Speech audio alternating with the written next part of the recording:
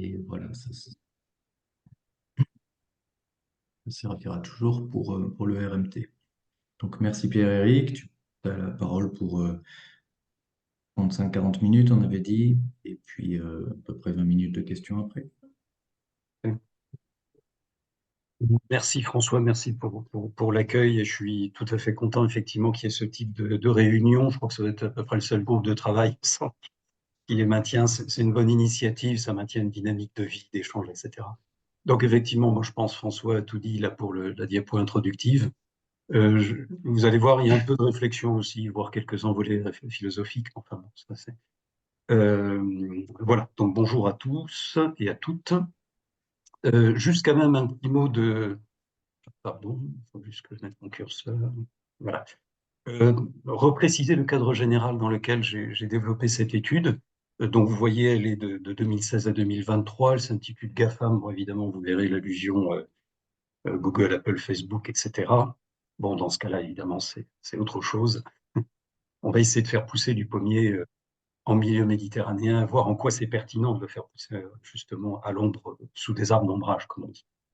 Juste pour venir sur cette diapo là de cadre général, je suis très attentif au fait que, mais ça c'est de par ma formation personnelle, hein, qui est plutôt centrée sur la plante et puis j'ai évolué vers les systèmes un petit peu plus tard, je suis très attentif au fait que selon la plante que l'on considère, qu'on va appeler des types biologiques, hein, bah, finalement la réflexion n'est pas la même. J'en veux juste un élément. Là, cet été, il y avait un collègue d'Agir, là, Philippe Debec, de l'UMR Agir à Toulouse, là, qui refaisait un point, mais à titre de diffusion. Les travaux ont commencé depuis bien longtemps, hein, sur l'intensification écologique et l'adaptation au changement climatique pour des cultures herbacées, hein, et notamment et développé l'idée, c'était dans un organe interne à INRAE, sur les systèmes de double culture, avec notamment le fait que, vu qu'il y a un allongement de la période de végétation, ben, on peut avoir une succession d'une culture d'hiver puis d'une culture d'été, avec des stratégies différentes, la culture en relais, la culture dérobée.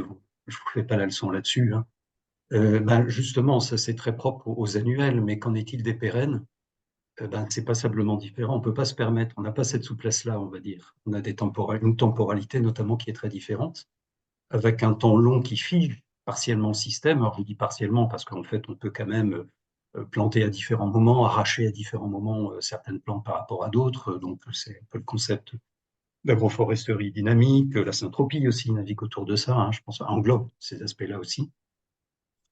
Et puis, il y a un deuxième point, donc à part l'aspect temporalité, il y a plus un point spatial, on va dire, hein, qui est pour moi de bien articuler l'architecture et le fonctionnement de la plante pérenne au niveau de sa génétique, mais également la manière dont on gère la plante dans le temps, et puis le système entier. Il y a tous les aspects d'exploration spatiale, aérienne et souterraine, les aspects de la plante traverse ce qu'on appelle des phases ontogénétiques qui sont variées. D'abord, elle ne produit pas, puis ensuite elle produit. Et puis au sein d'une année, ben, il y a une phénologie, un cycle annuel, et tout cela, on peut le piloter, enfin, on peut partiellement le piloter. On a un cadre génétique qui est assez fixe, mais finalement, on peut modifier pas mal de choses par ce qu'on appelle la conduite. Et la question, en fait, qu'on s'est posée, c'est est-ce que, en ayant une meilleure connaissance de tous ces aspects-là, est-ce que ça peut constituer autant de leviers pertinents pour l'adaptation, justement, au changement climatique, aux changements globaux en général? Il y a les aspects socio-économiques aussi qui interviennent. Alors effectivement, je parlais de système méditerranéen tout à l'heure. Ben, on est dans des contextes avec des printemps et des étés chauds et secs, et notamment avec des excès de rayonnement. Alors non seulement ça touche évidemment au niveau du fonctionnement foliaire, avec des stress physiologiques qui sont bien connus, hein, et qui touchent à l'ouverture stomatique, donc du coup à la photosynthèse. Et il y a également des aspects beaucoup plus visibles, hein, qui sont les brûlures sur fruits. Là, je mets le curseur ici. Donc là, c'est juste une brûlure qui commence, et c'est les fruits quand ils sont brûlés, hein, on parle de sunburn en anglais, c'est fini, ils ne sont même pas très vite, il y a des infections supplémentaires qui se mettent, et c'est bon à acheter, quoi, pratiquement. On ne peut même pas les passer en jus, hein, très souvent ça évolue trop vite pour ça. Du coup, il y a pas mal d'expérimentations. Ça, c'est un grand classique, hein, ce que je vous dis là. Ben, mettons des filets d'ombrage et puis voyons ce qui se passe. Et alors, du coup, il y a eu pas mal d'études sur des filets d'ombrage de différentes couleurs. Voilà, là aussi, la littérature, hein, je ne m'étale pas là-dessus, mais donc c'est une réelle problématique. Et si vous allez dans les vergers dans tout le sud-est. Hein. Certains d'entre nous, que ce soit Avignon, Montpellier, balader autour de Montpellier, il y a des centaines d'hectares de pommiers, vous en avez pas mal, pratiquement tous. En tout cas, les variétés à bonne plus-value, il y a des filets d'ombrage. Voilà, c'est une nécessité. Là, vous avez par exemple à gauche, justement, un de ces filets d'ombrage, beaucoup plus de base basique, on va dire, hein, il n'y a pas de couleur là-dessus. C'est dans le sud-est, c'était très loin de Montpellier. Et le CETA Hérovidourle avait eu la bonne idée de faire des mesures de température sous les filets, alors à différentes hauteurs sous les filets, et puis ensuite au-dessus du filet. Et ça, c'était l'année 2019. Alors, c'est très bien tombé rétrospectivement, puisque fin juillet 2019, il y avait eu des excès de température, en tout cas, je pense dans certains endroits, 43-45 de mémoire. Et donc, ils avaient pris les températures et du coup, donc ils ont pris sur plusieurs mois. Et là, j'ai sélectionné donc des températures entre le 21 juin et le 22 juillet. Donc, en gros, un mois de mesure. Et j'ai fait des moyennes par heure dans la journée. J'ai fait la différence entre la température, là, c'était à 2 mètres au-dessus du sol, donc sous le filet, et puis la température prise au-dessus du filet, donc non impactée par le filet. Et donc, plus on monte vers le haut, et plus ça veut dire qu'il fait chaud sous le filet par rapport à l'extérieur. Là, ça se voit assez nettement. On peut avoir jusqu'à, en moyenne, plus de 6 degrés de différence. Il fait plus chaud sous les filets que hors des filets.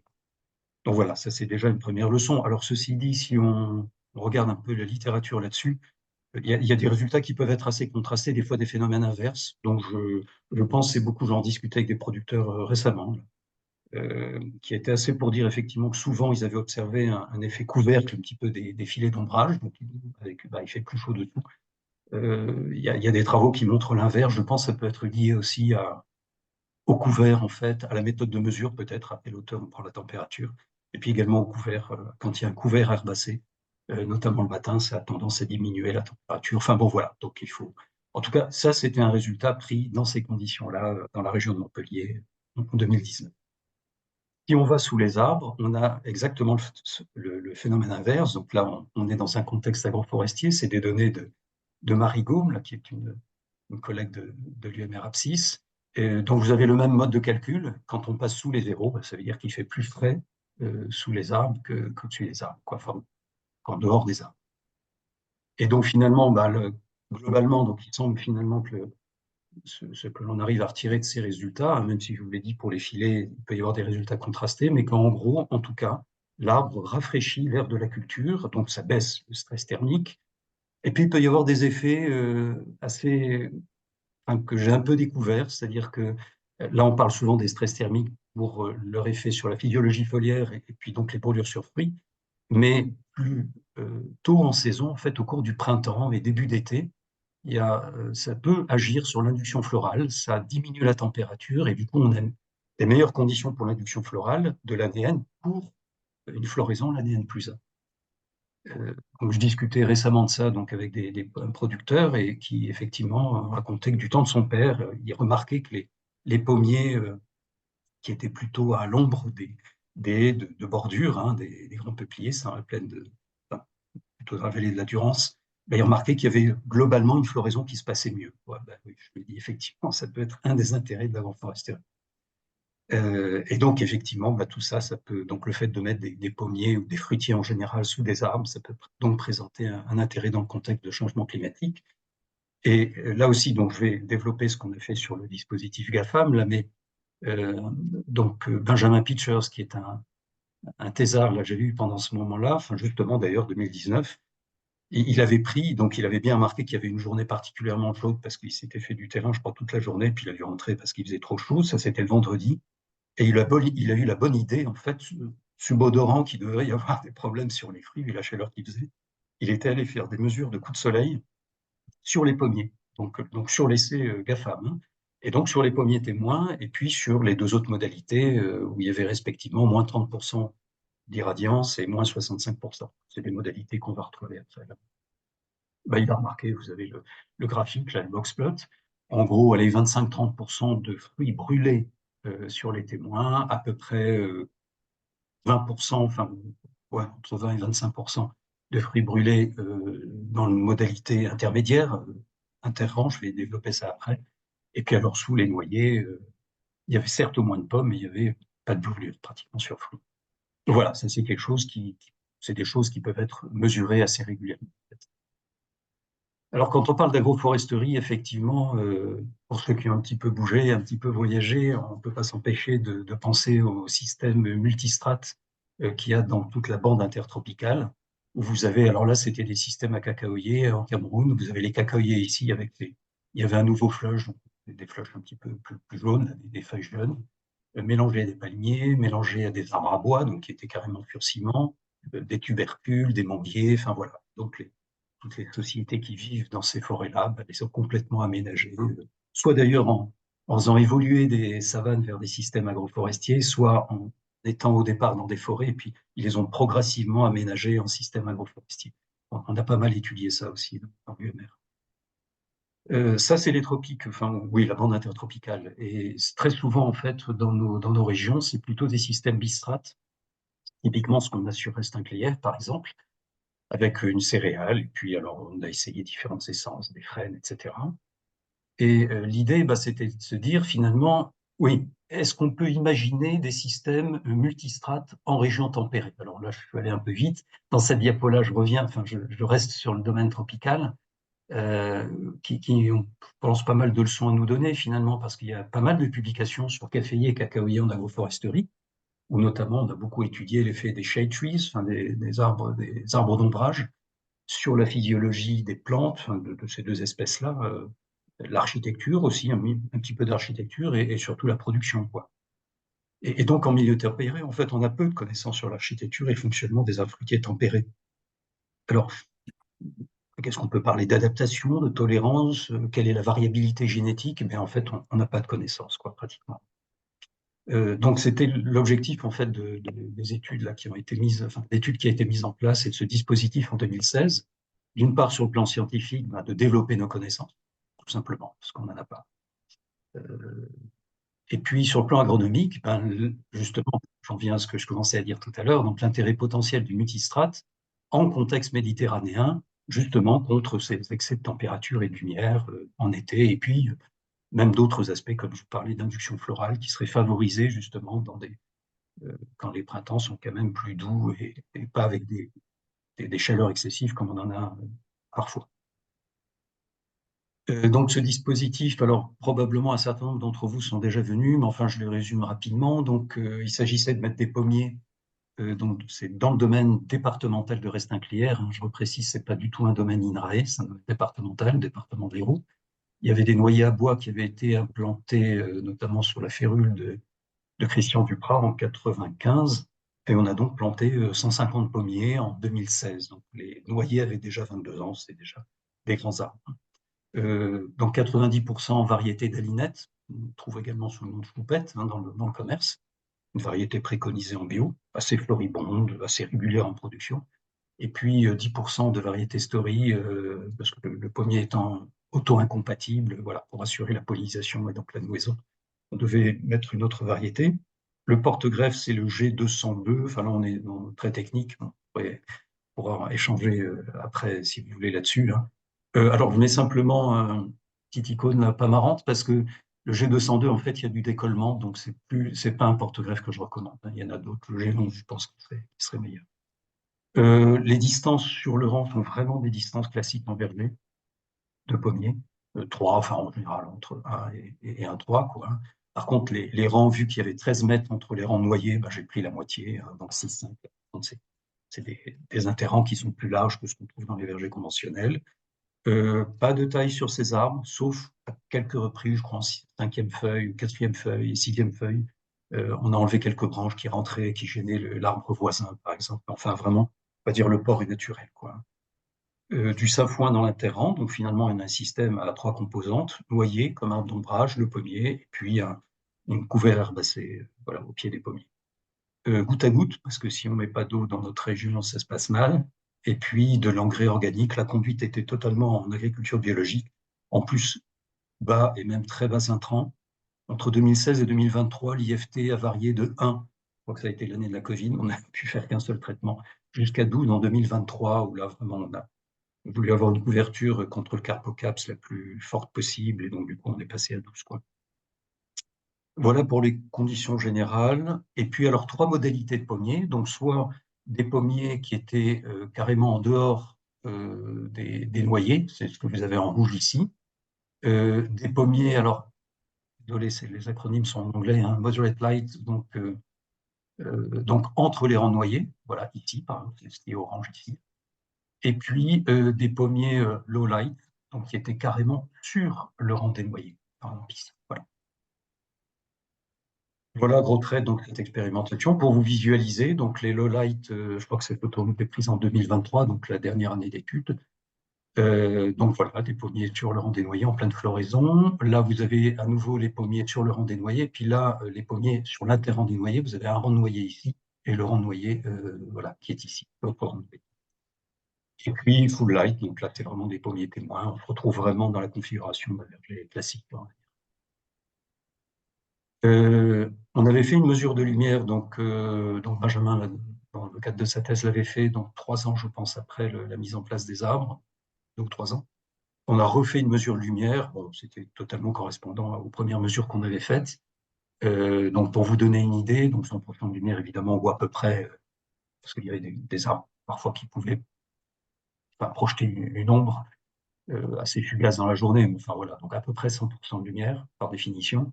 Moderate light, c'est moins 40%, on va dire, en gros, de lumière, et low light, c'est moins 69%, quoi.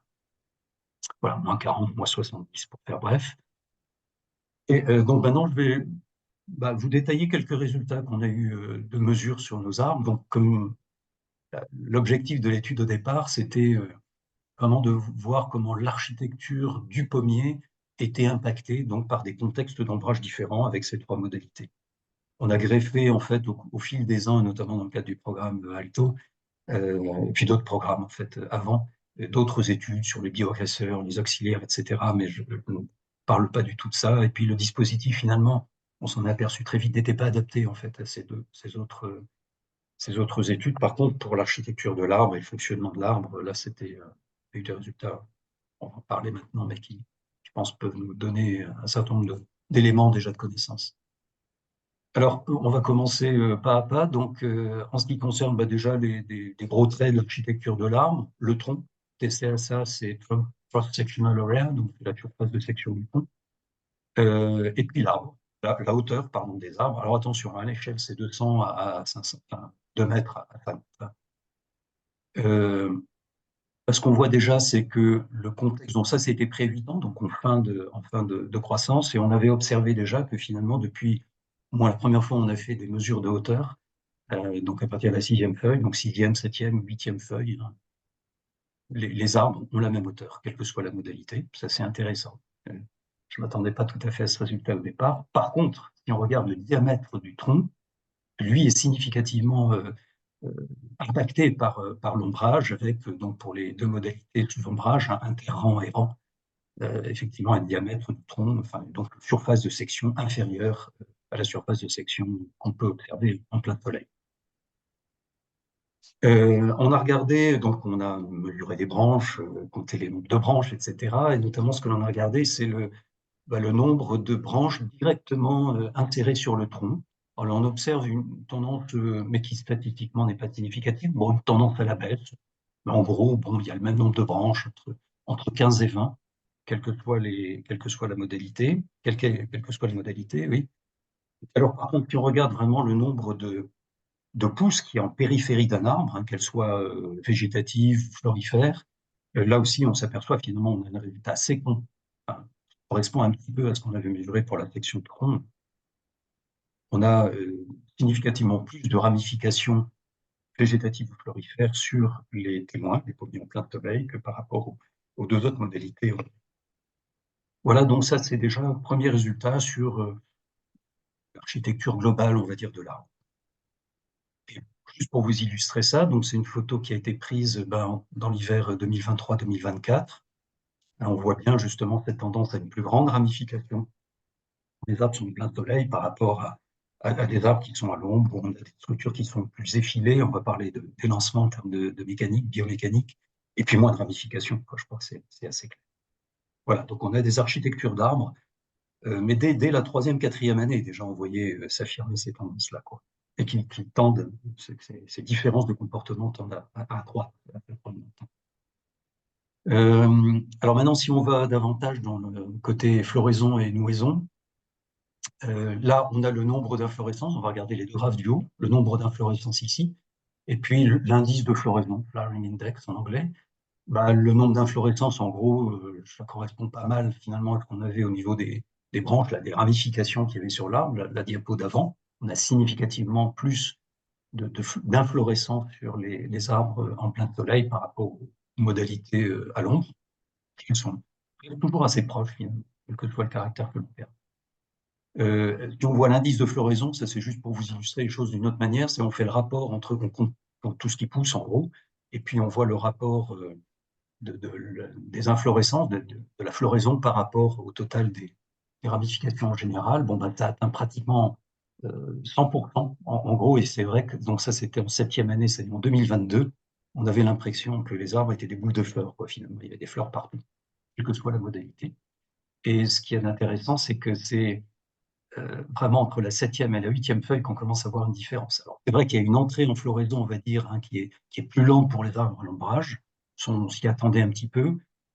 Ça va jusqu'à un point culminant, et puis ensuite, ben, les choses semblent mal se passer, mais bon, ça a été là, les suivis à partir de 2024, donc on ne peut pas aller plus loin, mais ça donne quand même des idées de ce qui pourrait se passer en termes de modification du comportement de l'arbre sur le long terme, quoi. Alors, si on regarde justement, hein, ce qui est particulièrement visible sur ce schéma avec le nombre de fruits potentiels. Alors, simplement, fruits potentiels, c'est que comme on est dans un domaine départemental et qu'il y a beaucoup de gens qui font du jogging, il y a des classes, etc. Et forcément, quand il y a des fruits sur les arbres, ils viennent se servir. Donc, c'est à partir au moment où on a fait l'éclaircissage, on a enlevé, enfin, je vais y venir juste après, une certaine proportion de fruits, voilà, pour mettre une certaine charge sur ce qu'on appelle une charge sur les arbres, c'est-à-dire un nombre de fruits rapportés à la surface de section de tronc, par exemple, hein. Mais avant ça, donc, on a compté vraiment tous les fruits potentiels, donc qui potentiellement peuvent aller jusqu'à la récolte. Et on s'aperçoit que donc en 7e année, on avait un nombre qui était pas statistiquement significatif, hein, autour de, allez, entre 100 et 150 à peu près. Par contre, c'est vraiment en 8e année qu'on a déjà une différence qui s'amorce entre plein soleil et les deux modalités d'ombrage. Et donc, l'idée finalement qui arrive, c'est qu'il semble l'ombrage, finalement, semble induire une alternance de production entre les années 7 et 8, dans notre cas, avec, en gros, pour vous donner un chiffre, hein, à 8 ans. Donc, sur ce graphe-là, on a à peu près 190 fruits en moyenne sur les arbres en plein soleil et vers plus 140 fruits en moyenne sur les deux modalités d'ombrage qui se ressemblent pas mal, quoi, que ce soit dans l'interrang, que ce soit sur le rang des noyers. Et puis quand même, donc ça c'est le premier résultat au niveau de l'arbre entier, puis on a passé du temps à regarder ce qui se passait au niveau des inflorescences plus précisément, et on s'est rendu compte en fait que les inflorescences conservent le même potentiel de nouaison. C'est-à-dire si on regarde les inflorescences individuelles, on prend un certain nombre d'inflorescences, et on voit lesquelles arrivent à porter du fruit, on s'aperçoit que ce fruit set, enfin, ce taux de nouaison est semblable. Alors avec une différence entre les deux années, je vous dis tout de suite, je ne sais pas comment l'expliquer. Effectivement, ça tourne autour de 25% enfin, un peu plus, 30% peut-être des inflorescences qui sont aptes à porter du fruit en 7e année, contre à peu près 50% des inflorescences. Dans les deux cas, c'est semblable. Il y a simplement une augmentation globale en 8e année. Je ne sais pas pourquoi, mais ce qui est notable, et c'est ça qu'on va retenir là, c'est que le potentiel même de l'inflorescence, le potentiel de l'inflorescence elle-même, finalement, reste le même. Je précise, donc je peux commencer à dire tout à l'heure, c'est que tout ça, évidemment, ne peut être, enfin, ce type d'étude ne peut être faite que si on conserve, enfin, on maintient les arbres dans une charge, hein, comme je vous le disais tout à l'heure, qui là, en l'occurrence, était de 5 fruits par centimètre carré de section tronc, qui est une méthode qu'on a pas mal travaillé, qu'on avait pas mal travaillé dans les années précédentes, mais qu'on trouve partout dans le monde aussi, exprimé de manière différente. Ça peut être des rapports de surface foliaire fruits, mais enfin, c'est plus compliqué à prendre de surface foliaire, alors qu'une section de tronc, ça va assez vite, et une fois, c'est assez robuste, quoi. Et donc là, je précise bien, ces travaux-là sont faits dans un contexte de charge en fruits vraiment identique, quelle que soit la modalité. Sinon, effectivement, on ne pourrait pas comparer grand-chose, quoi. Alors, je voudrais juste revenir un peu plus précisément justement sur cette aptitude, là, les deux graphes qui étaient en bas de la diapo précédente, donc ce flou de fait, là, ce taux de nouaison. Donc là, juste pour vous illustrer, j'aurais dû peut-être présenter ça avant d'ailleurs, l'inflorescence de pommiers, là on va dire, allez, on est au stade début d'avril dans notre région, donc on a les fleurs, et puis ensuite il va y avoir des fruits, mais ce qu'on sait, hein, et on a pas mal travaillé ça il y a un certain nombre d'années, c'est que le potentiel même de porter des fruits est quand même assez lié à l'inflorescence elle-même, notamment à la surface foliaire et au nombre de feuilles qui est développé par cette inflorescence, à condition de pollinisation égale, hein, évidemment. Donc, on a fait pas mal d'études dans ce domaine-là. Et donc, on a approfondi ça, notamment en calculant une allométrie. Alors, je ne sais pas si ces études d'allométrie vous sont familières, mais les allométries, c'est des calculs de relation finalement entre une variable, enfin entre deux variables, souvent bivariables. Enfin, en l'occurrence, là, c'est bivariable.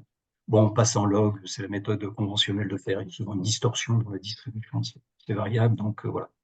Bon, je vous passe sous les détails techniques. Si ça vous intéresse, on peut en parler, mais c'est ce qu'on appelle les Standardized Major Axes, SMA, là, en l'occurrence, où on a corrélé donc le nombre de feuilles de l'inflorescence, donc dans les différentes modalités, et puis la surface foliaire totale de cette inflorescence. Et ce dont on s'aperçoit avec cette étude-là, c'est qu'effectivement, il n'y a aucune différence. En fait. Les corrélations sont significatives, c'est ce qu'on voit là, et il n'y a aucune différence au niveau des pentes, au niveau de l'intercept, aussi au shift, hein, c'est-à-dire des valeurs qui seraient plus élevées dans un cas que dans l'autre. Conclusion, et ça c'est un résultat massif, les caractéristiques de l'inflorescence elle-même, finalement, sont identiques, quelle que soit la modalité.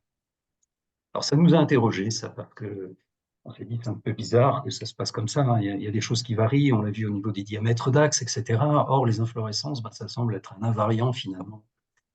En fait, c'est pas si simple que ça. Là, c'est là qu'il faut intégrer de la temporalité. Donc, je vous représente toujours ce même graphe là, qui nous a fait phosphorer. Je présente juste le cycle, enfin, une partie du cycle phénologique du pommier. Donc là, c'est nos galinettes dans ce dispositif. En gros, chez nous, le débourrement, c'est, on va dire, fin mars. Et puis la floraison, c'est vraiment un gros trait. Hein. On va dire, allez, fin mars, début avril, on a la floraison. Hein, et puis ensuite, la nouaison, elle est acquise à peu près à partir de fin avril. Et puis la récolte, chez nous, elle se passe en général à peu près mi-octobre. Voilà, ça c'est ce qui est du pommier. Et si on regarde maintenant le comportement du noyer hybride, il y a un décalage phénologique qui est sensible. Au moment où les dalinettes, les pommiers étaient en pleine fleur, c'est la photo qui est là, il n'y a pratiquement pas une feuille, il n'y a même pas de débourrement encore sur les noyers. Sur ces noyers-là, ces noyers hybrides. Hein. Et c'est donc finalement le décalage phénologique et la pleine foliaison sur les noyers, c'est, allez, on va dire juin, quoi. Progressivement, mais c'est à partir de fin juin. On a vraiment une pleine foliaison sur les noyers. Et donc finalement, c'est ce décalage phénologique pommier-noyer qui permet d'interpréter justement la floraison, caractéristique des inflorescences, et la nouaison optimale des pommiers, y compris quand ils sont proches, quand ils sont même sous les noyers. C'est ça qui nous permet d'expliquer finalement cette absence de différence au niveau des inflorescences elles-mêmes, et donc de leur capacité à nouer. Alors, parmi d'autres questions qu'on s'est posées, c'est, j'en reviens finalement à des considérations un petit peu générales, on a phosphoré au niveau des inflorescences, qu'est-ce qui se passe au niveau de l'architecture globale de la plante? Et on s'est posé la question, est-ce que l'ombrage modifie les équilibres internes à l'arbre entier? On retombe dans ces aspects d'allométrie qu'on a pas mal creusé par ailleurs. Il y a et notamment, ouais, je ne rentre pas dans les détails plus de ce qui a été fait avant, mais là, on a regardé deux points particuliers qui sont des allométries au sein de l'appareil végétatif même. En l'occurrence, là, le TCSA, donc la surface de section du tronc, et la surface de section cumulée des branches. Sur un tronc par arbre, on prend ces surfaces-là et on en tire des allométries qui sont celles que vous voyez. Toujours passage en log, enfin toujours la même technique du SMA. Donc d'une part au sein de l'appareil végétatif et puis d'autre part entre l'appareil végétatif et puis l'appareil reproducteur. Et là, c'est donc toujours, on a toujours la surface de section de tronc là, et puis le nombre d'inflorescences. Alors, très globalement, ce que l'on en tire, c'est que finalement, les équilibres sont les mêmes, c'est-à-dire les allométries sont les mêmes, on a effectivement, on les pense vraiment rigoureusement les mêmes dans ce cas-là, il n'y a qu'à voir. Une différence il y a une différence d'intercept, mais qui n'est pas significative. On remarque également, ça c'est ce qu'on appelle enfin, en anglais le shift, hein, le glissement qu'il y a sur cette pente commune. On s'aperçoit que les points rouges, je veux dire le témoin, montrent qu'il y a globalement des valeurs supérieures pour le témoin, que ce soit en surface de section du tronc, surface de section des branches. Bon, ça, on l'avait déjà un peu vu tout à l'heure, et puis c'est exactement ce qu'on voit, avec une situation intermédiaire de la modalité interrant, ce sont les ronds verts, et puis des valeurs significativement plus basses pour la modalité sur le rang, le low light. Voilà, donc tout ça est très cohérent finalement avec ce que l'on voit, mais vraiment pas de modification des allométries.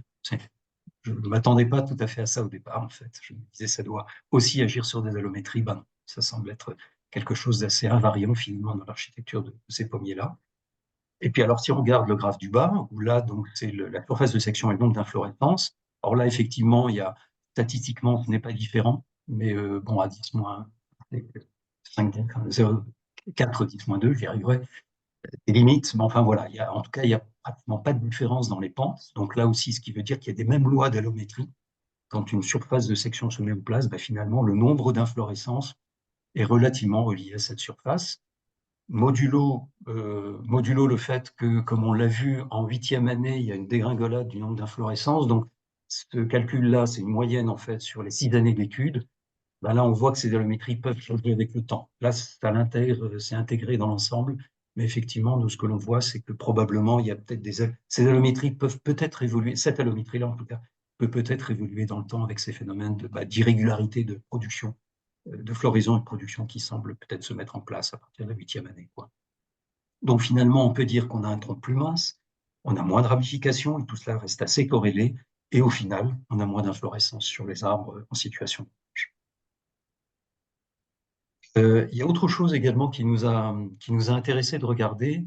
Tout à l'heure, on est au niveau de l'arbre, là, on est resté, bon, arbre, inflorescence, et puis là, maintenant, si on regarde au niveau du contexte particulier des branches, des petites branches qui portent les inflorescences chaque année, ce qu'on appelle des coursonnes dans le langage de terrain. Et la question qu'on s'est posée, est-ce que l'ombrage modifie la capacité du rameau, par exemple celui-là, à porter une inflorescence en position terminale?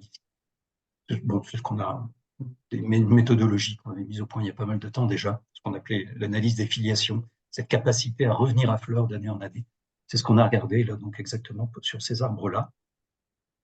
En fait, ces travaux, on les avait à l'époque développés pour comparer des variétés, pour montrer que des variétés comme Pink Lady, Granny sont très régulières en production, et on relie bien effectivement à ces aspects-là, que d'autres variétés internes. Et effectivement, en général, on s'aperçoit que des variétés qui alternent sont souvent des variétés où le retour à fruits se fait, ce sont des relations qui ne sont pas toujours linéaires, hein, donc, mais il y a une sorte d'optimum de longueur de cet axe-là pour qu'il y ait un retour à fruits l'année suivante. Bon voilà, donc il y a des comportements variétaux qui peuvent être assez différents et que nous, on avait reliés aux stratégies de floraison de ces variétés-là, quoi. En tout cas, c'est la première fois qu'on a fait une étude en prenant une variété, mais en la mettant dans des contextes de lumière différents. Donc, ça, en ce sens-là que c'est original. Là aussi, on a refait des allométries, où on a pris donc la longueur de cet acte-là, qui en l'occurrence ce sont les pousses de bourse, une inflorescence l'année N-1. La pousse de bourse se développe la même année, et puis ensuite, c'est une inflorescence qui revient l'année N, quoi. Euh, donc, on a pris un certain nombre d'inflorescences, en fait, plusieurs centaines d'inflorescences, et puis, chaque point que vous voyez, en fait, c'est une fréquence relative, un pourcentage, donc c'était au minimum 5 inflorescences, et on voyait la proportion qu'il y avait eu d'inflorescences par rapport à des végétatifs. Des végétatifs. Alors, ce que l'on voit, donc voilà, pour vous résumer ce résultat-là, c'est que sur le témoin, ben, on a une tendance à ce que la capacité à produire une inflorescence augmente avec la longueur de l'arbre, une tendance qui n'est pas très forte, mais enfin qui est présente quand même. Et par contre, ce qui est assez notable, c'est que dans les deux conditions d'ombrage, l'ombrage semble décorréler longueur de l'axe et sa capacité à produire une inflorescence. En gros, c'est plus une stratégie opportuniste. Finalement, la longueur n'intervient plus, alors qu'en plein soleil, elle intervient massivement, quoi. Donc ça, c'est un résultat enfin, qu'on a trouvé assez intéressant puis original. Alors, pour vous résumer, ça, alors je ne veux pas reprendre dans le détail, mais en gros, ça résume ce que je viens de vous dire. Juste, j'aimerais focaliser sur ce problème, on va situer sous un angle agronomique, c'est le nombre d'inflorescences et donc le nombre potentiel de fruits qui peut être porté. Donc, ce que l'on montre, c'est que le nombre d'inflorescences est lié d'une part au nombre total de pousses, c'est ce qu'on avait montré au début avec le flowering, enfin, l'indice de floraison, etc. Donc là, c'est vraiment lié à l'architecture de la plante, la manière dont il se ramifie, dont il répartit croissance végétative et florifère. Et là, ce que l'on observe, c'est que, bon, c'est ce qui est traduit par le descente en biseau, là, c'est que l'ombrage diminue le nombre de pousses en croissance, mais ce nombre d'inflorescences vient aussi d'autre chose, enfin, est conditionné par autre chose, qui est la capacité de chaque pousse à produire une inflorescence. Et là, c'est plus au niveau du fonctionnement du rameau lui-même.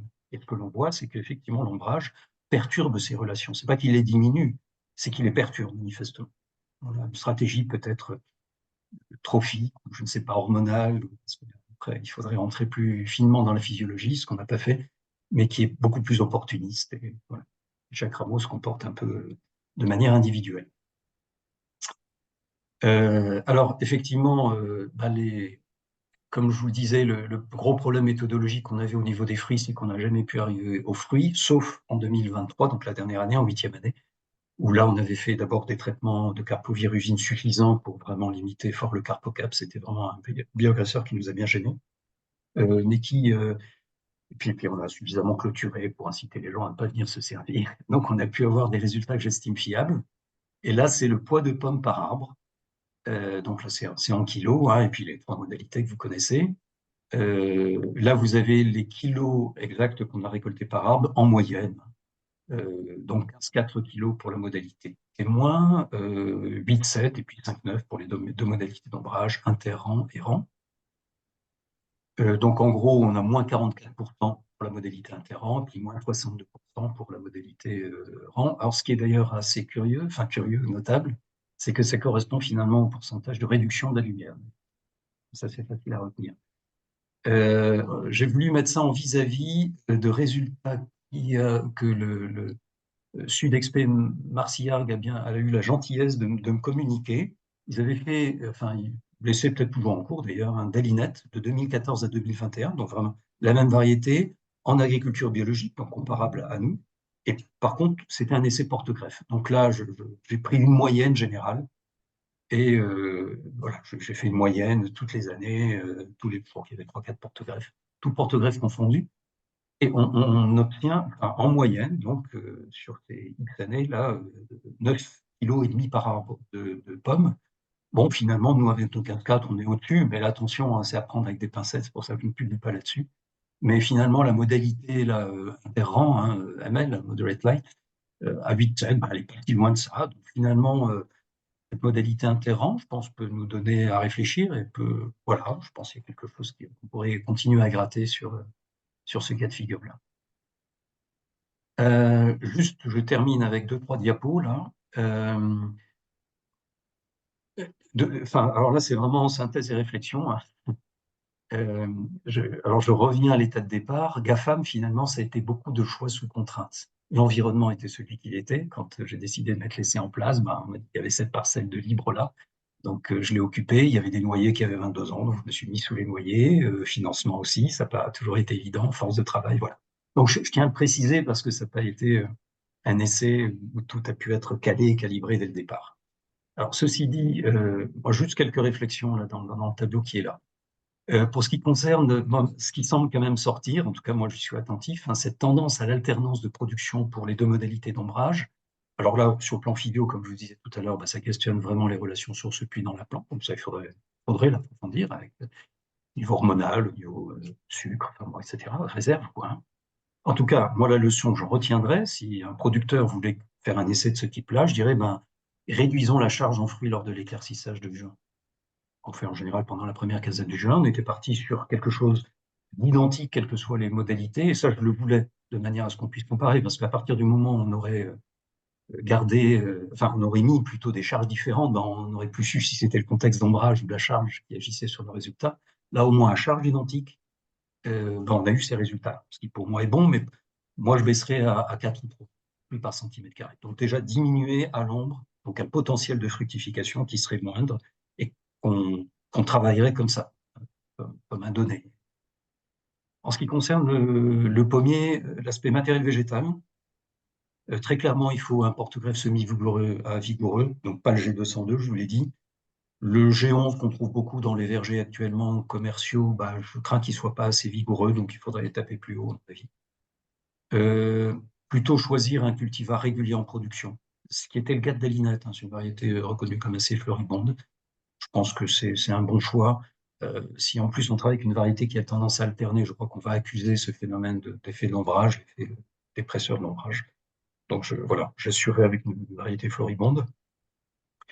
Il faudrait maintenant développer d'autres études sur la couleur d'épiderme, hein, ce qu'on n'a pas bien fait, enfin ce qu'on n'a pas vraiment pu faire à cause de ces problèmes de fruits, hein, dont je vous ai parlé tout à l'heure.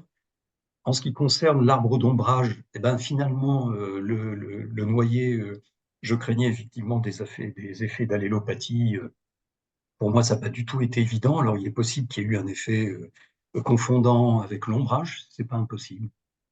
Mais en tout cas, moi, quand je vois la luzerne ou le sainfoin qui pousse jusqu'au pied des noyers, je me suis dit, bon, finalement, il n'y a pas une allélopathie aussi forte que ça.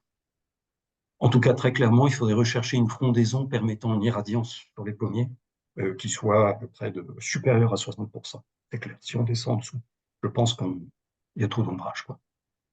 En termes de conception, alors il y a les deux aspects, spatial et temporel. Au niveau spatial, ben, là on était dans une configuration que je n'ai pas précisée au départ, d'ailleurs, désolé, qui était est-ouest, avec une diversification entre rangs, rang de noyer, rang de pommier.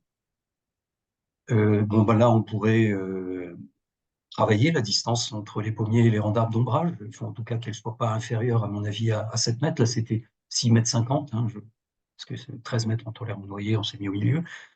À mon avis, il faut au moins 6 mètres 50. Et puis on pourrait expérimentation, évidemment, une orientation plus classique nord-sud, avec une diversification, pourquoi pas, sur le rang cette fois-ci, comme on l'a fait partiellement pour la modalité rang, là, ici. Ça, c'est l'aspect spatial. L'aspect temporel, eh ben, on pourrait alors là vraiment envisager une plantation du pommier avant la fermeture des frondaisons de l'arbre d'ombrage sur l'interrang, quoi. Justement rentrer dans une idée d'agroforesterie dynamique, quoi. Deuxième réflexion, on va dire, là, j'en reviens un peu à mon obsession du début, là, comparer les types biologiques annuels versus herbacées vivaces et ligneos pérennes.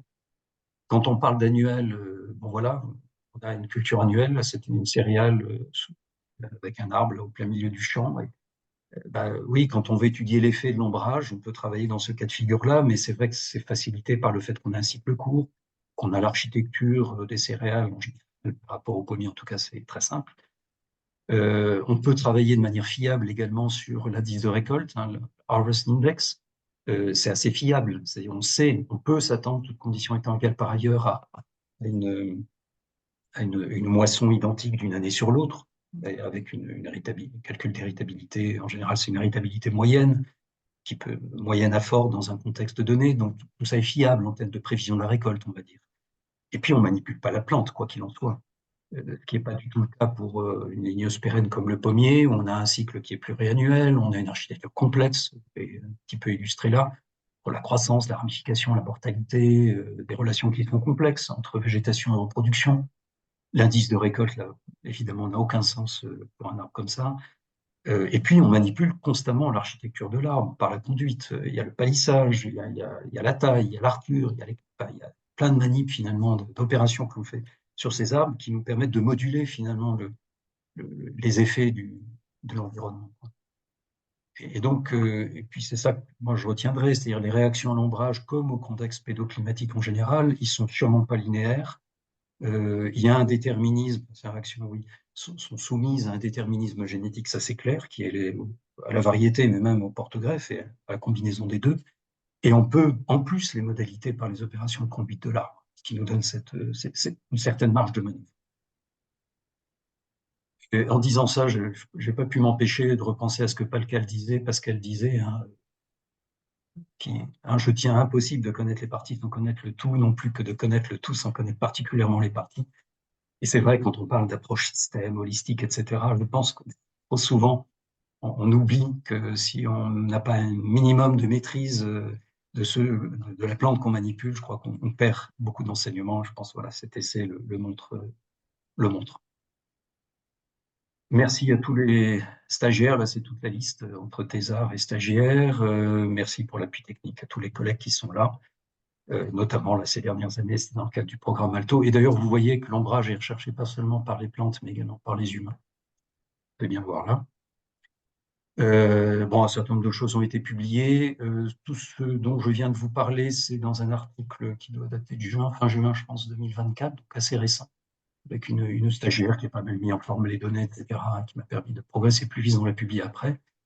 Voilà, un certain nombre de choses que vous avez vues sont issues de cet article et j'ai voulu vraiment le communiquer dans le contexte horticulture, qui est un milieu que je connais assez bien, parce que j'ai envie de m'adresser finalement aux producteurs et les remuer un petit peu et pas rester dans le conclave agroforesterie.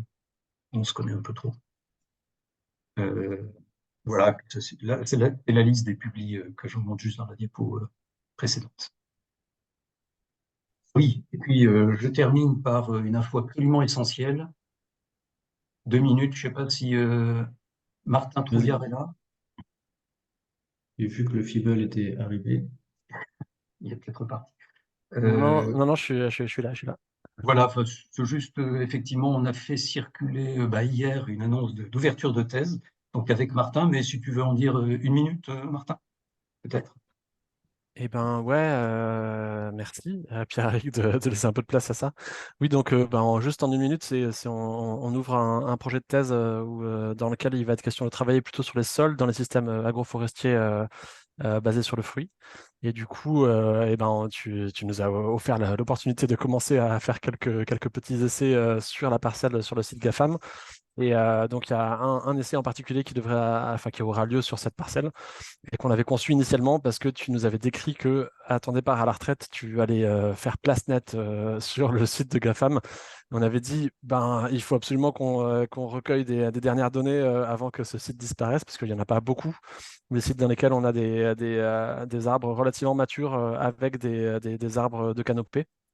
Donc on s'est mis à plancher là-dessus et ça a contribué à donner lieu à un projet qui est plus vaste que ça, mais dans lequel donc il y aura une expé qui sera conduite avec l'UMR Eco et Sol autour des systèmes racinaires donc sur le site GAFAM et où il y a aussi donc d'autres actions qui seront mises en œuvre. Voilà.